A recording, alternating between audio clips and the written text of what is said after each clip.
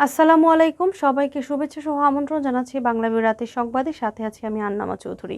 প্রথমেই লতিফ ট্রাভেলস সংবাদ শিরোনাম।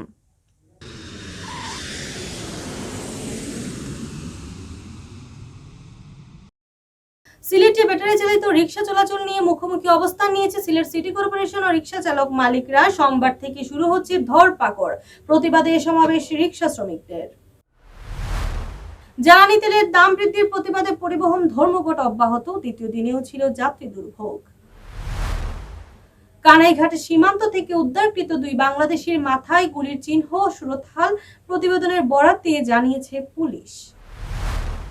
সিলেট নগরী থেকে নেপালে পিতা পুত্র আটক, কাজের সন্ধানে দালালের মাধ্যমে ভারত হয়ে বাংলাদেশে প্রবেশ করেছিল তারা। দেশে গত 19 মাসের মধ্যে করোনায় সর্বনিম্ন মৃত্যু, একজন প্রাণহানির দিনে আক্রান্ত শনাক্ত 154 জন। সিলেটে জাতীয় সমবায় দিবস উদযাপিত, সফল সমবায়ীদের পুরস্কার প্রদান। বাহরাইনে হিন্দু সম্প্রদায়ের দ্বিতীয় বৃহত্তম ধর্মীয় উৎসব কালী পূজা উদযাপন। এতক্ষণ শুনছিলেন শিরোনাম, এবারে বিস্তারিত। সিলেটে ব্যাটারি চালিত রিকশা চলাচল নিয়ে মুখোমুখি অবস্থান নিয়েছে সিলেট সিটি কর্পোরেশন ও রিকশা চালক মালিকরা। সোমবার থেকে ব্যাটারি চালিত রিকশার বিরুদ্ধে সাঁড়াশি অভিযানে নামার ঘোষণা দিয়েছে সিটি কর্পোরেশন, আর এর প্রতিবাদে আন্দোলনে নেমেছেন রিকশা মালিক শ্রমিকরা। শনিবার রিকশা, ব্যাটারি চালিত রিকশা, ভ্যান ও ইজি বাইক চালক সংগ্রাম পরিষদের ব্যানারে রিকশা শ্রমিকদের নিয়ে বিশাল সমাবেশ করেছেন বাম সংগঠনের নেতারা। নিষিদ্ধ হওয়ার পরও সিলেটে কয়েক হাজার ব্যাটারি চালিত রিকশা চলাচল করেছে। বিভিন্ন পাড়া মহল্লায় চলাচল করেছে ইজি বাইক। অবৈধ এসব যানবাহনের কারণে প্রায়ই ঘটেছে দুর্ঘটনা, এতে আহত হয়েছেন চালক, যাত্রী ও পথচারী। এসব রিকশা ও ইজি বাইকের ব্যাটারি চার্জের জন্য অবৈধভাবে বিদ্যুৎ ব্যবহার করা হয়ে থাকে। নগরীতে কয়েকটি সিন্ডিকেট মিলেই ব্যাটারি চালিত রিকশা ও ইজি বাইকের ব্যবসা করে আসছে বলে অভিযোগ রয়েছে। সম্প্রতি উচ্চ আদালতের নির্দেশে ব্যাটারি চালিত রিকশা ও ইজি বাইকে নিষিদ্ধ করা হয়েছে। আদালতের নির্দেশনা বাস্তবায়নে 8 নভেম্বর সোমবার থেকে নগরীতে অভিযান নামার আগাম ঘোষণা দেয় সিসিক। এরপর থেকে বিভিন্ন বাম সংগঠনের নেতারা ওয়ার্ড ও কলোনি ভিত্তিক সভা করে রিকশা মালিক শ্রমিকদের সংগঠিত করার চেষ্টা শুরু করেন। সিটি কর্পোরেশনের বিরুদ্ধে তাদেরকে উস্কে দেওয়ার চেষ্টা করেন বলে অভিযোগ রয়েছে। সিটি কর্পোরেশন যখন অভিযানের চূড়ান্ত প্রস্তুতি নিয়ে রেখেছে, ঠিক তখনই গতকাল শনিবার নগরীর আম্বরখানাস্থ বাসদ কার্যালয়ের সামনে সমাবেশ করেছে ব্যাটারি চালিত রিকশা শ্রমিকরা। রিকশা, ব্যাটারি রিকশা, ভ্যান ও ইজি বাইক চালক সংগ্রাম পরিষদের ব্যানারে অনুষ্ঠিত সমাবেশে সভাপতিত্ব করেন সংগঠনের মহানগর শাখার সংগঠক ও বাসদ নেতা প্রণব জ্যোতি পাল। সমাবেশে প্রধান অতিথির বক্তব্য রাখেন বাসদ সিলেটের সমন্বয়ক আবু জাফর। সমাবেশ থেকে ব্যাটারি চালিত রিকশা ও ইজি বাইক ধরপাকড় বন্ধ, এগুলোকে বৈধতা দেওয়ার দাবি জানানো হয়। আন্দোলন প্রসঙ্গে বাসদ নেতা আবু জাফর বলেন, দেশ ডিজিটাল হচ্ছে, কিন্তু দেশের দরিদ্র জনগোষ্ঠী কর্মহীন করে ডিজিটাল দেশের সুফল ভোগ করা সম্ভব নয়। ব্যাটারি চালিত রিকশা ও ইজি বাইক চালিয়ে দেশের লাখ লাখ পরিবার তাদের পেটের ভাত সংস্থান করছে। তার বিকল্পে কর্মসংস্থান ব্যবস্থা না করে ব্যাটারি চালিত রিকশা ও ইজি বাইকের বিরুদ্ধে অভিযান চালানো অমানবিক। ব্যাটারি রিক্সা এবং ইজি বাইক সারা দেশে প্রায় 50 লক্ষ শ্রমিক, সিলেট নগরীতে প্রায় 10,000 মতো এই পেশার সাথে। এখন হুট করে যদি এই গাড়িগুলো বন্ধ করে দেওয়া হয় বিকল্প কর্মসংস্থান ছাড়া, তাহলে এই 10,000 সিলেট নগরীতে 10,000 রিক্সা শ্রমিক, ব্যাটারি রিক্সা এবং ইজি বাইক চালকের সাথে তার পরিবার পরিজন মিলিয়ে আরও প্রায় 50,000 মানুষ একটা মানবত জীবনযাপন করছে। সেই জন্য আমরা বলছি বিকল্প কর্মসংস্থান না করে এদেরকে এই রিক্সা, ব্যাটারি চালিত রিক্সা এবং ইজি বাইককে বন্ধ করা। আমরা সরকারের কাছে দীর্ঘদিন দাবি করছি, আমাদের দাবির পরিপ্রেক্ষিতে ইতিমধ্যে সরকার একটি ঘোষণা নীতিমালা তৈরি করে। আমরা বলছি সেই নীতিমালার মধ্যে এই ব্যাটারি চালিত রিক্সা এবং ইজি বাইককে অন্তর্ভুক্ত করা। এদিকে কোনো আন্দোলনই সিটি কর্পোরেশনের অভিযানে ব্যাহত করতে পারবে না বলে জানিয়েছেন মেয়র আরিফুল হক চৌধুরী। তিনি বলেন, ব্যাটারি চালিত রিকশা ও ইজি বাইক চলাচল বন্ধে উচ্চ আদালতের নির্দেশ রয়েছে। আদালতের নির্দেশ বাস্তবায়নের অভিযান হবে। এতে কেউ বাধার সৃষ্টি করলে আদালত অবমাননা করবেন। যারা প্রতিবন্ধকতা সৃষ্টি করবেন, বিশৃঙ্খলা করবেন, তাদের বিরুদ্ধে প্রশাসন আইন অনুযায়ী ব্যবস্থা নেবে। এর আগেও নগরীতে ব্যাটারি চালিত রিকশা চলাচল বন্ধ করতে অভিযান চালায় সিসিক। জুন মাসে অভিযান শুরুর পরই ব্যাটারি চালিত রিকশা মালিক ও চালকরা আন্দোলনে নামেন। ওই সময় নগর ভবনেও হামলা চালায় তারা। এ ঘটনায় সিটি কর্পোরেশনের পক্ষ থেকে থানায় দ্রুত বিচার আইনে মামলা হয়। জ্বালানি তেলের দাম বৃদ্ধির প্রতিবাদে ঢাকা পরিবহন ধর্মঘটের দ্বিতীয় দিনেও সিলেটে যাত্রী দুর্ভোগ ছিল চরমে। দিনভর যাত্রীরা টার্মিনালে গিয়ে গাড়ির অপেক্ষা করেছেন। মাত্র 2-1টি বাস ছেড়ে গেলেও ভাড়া আদায় করছে দ্বিগুণ। আগের দিন পরিবহন শ্রমিকদের রাস্তায় দেখা না গেলেও শনিবার পণ্য পরিবহন শ্রমিকদের পিকেটিং করতে দেখা গেছে। শনিবার সকাল থেকে কদমতলী ও কুমারগাঁও বাস টার্মিনাল ঘুরে যাত্রীদের ভোগান্তির চিত্র দেখা গেছে। বাস না পেয়ে জরুরি প্রয়োজনে অনেকেই বিকল্প হিসেবে ব্যবহার করেছেন সিএনজি, অটোরিকশা, মাইক্রোবাস ও প্রাইভেট কার। মাঝে মধ্যে মৌলভীবাজার ও হবিগঞ্জ গামী কয়েকটি বাস কদমতলী টার্মিনালে ছেড়ে যেতে দেখা গেছে। তবে যাত্রীদের অভিযোগ, বাস চালকরা ভাড়া আদায় করছেন দ্বিগুণ। রাস্তায় ট্রাক সহ পণ্যবাহী কারবার ও পিকআপ ভ্যান দেখলেই শ্রমিকরা তা আটকে দিতে দেখা গিয়েছে। পণ্যবাহী পরিবহন চলাচলে তারা প্রতিবন্ধকতার সৃষ্টি করেন।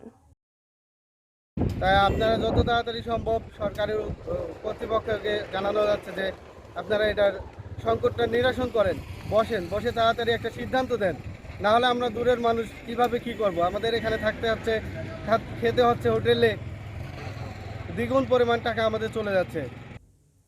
সিলেটের কানাইঘাট উপজেলার ভারত সীমান্তে 3 দিন পরে থাকার পর নিহত 2 বাংলাদেশির লাশ রয়েছে উসমানী মেডিকেল কলেজের মর্গে। শুক্রবার ভারতীয় সীমান্ত রক্ষী বাহিনী বিএসএফ লাশ দুটি উদ্ধার করে বিজিবির কাছে দিয়ে গিয়েছে। লাশ দুটিতে গুলির চিহ্ন পাওয়া গিয়েছে। বর্ডার গার্ড বাংলাদেশ বিজিবি লাশ উদ্ধার করে পুলিশ হস্তান্তরের পর কানাইঘাট থানা পুলিশের লাশের সুরতহাল প্রতিবেদন থেকে এসব তথ্য জানা গিয়েছে। কানাইঘাট থানার ওসি মোহাম্মদ তাজুল ইসলাম জানান, সুরতহাল প্রতিবেদনে দুজনের শরীরে গুলির চিহ্ন আছে। একজনের মাথা, অন্যজনের কপালে গুলি ভেদ করে বেরিয়ে গিয়েছে। ময়নাতদন্তের পর আর কোথাও কোনো গুলি আছে কিনা তা বলা যাবে। শুক্রবার রাতে লাশ ময়নাতদন্তের জন্য উসমানী মেডিকেল কলেজের মর্গে পাঠানো হয়েছে। শনিবার ময়নাতদন্ত সম্পন্ন হওয়ার কথা ছিল বুধবার সকালে।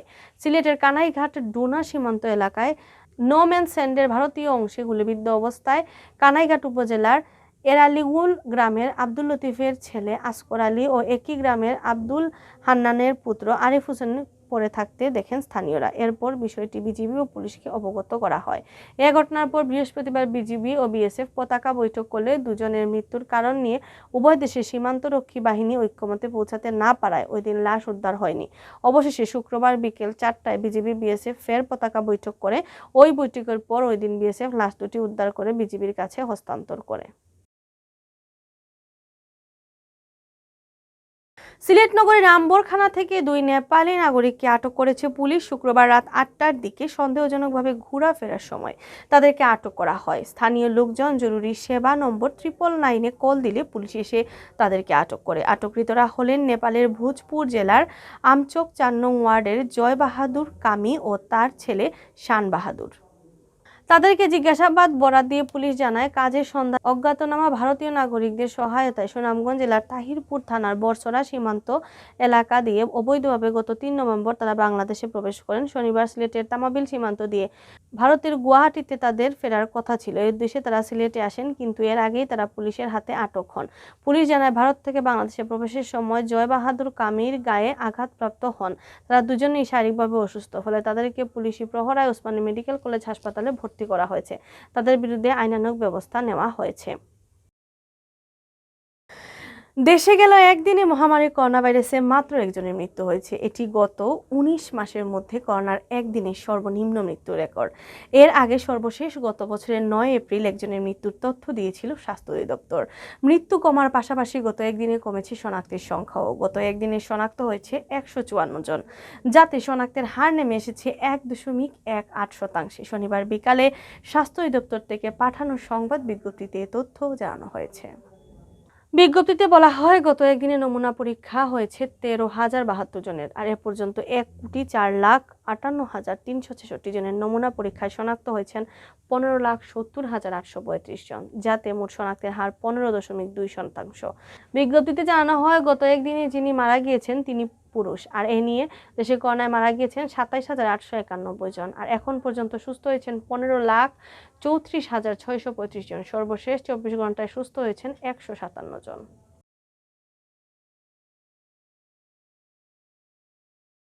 জাতীয় সমবায় দিবস উপলক্ষে সিলেটে সরকারি বেসরকারি সংগঠন বিভিন্ন কর্মসূচি পালন করেছে। এবছর দিবসটির মূল প্রতিপাদ্য ছিল বঙ্গবন্ধু দর্শন সমবায় উন্নয়ন।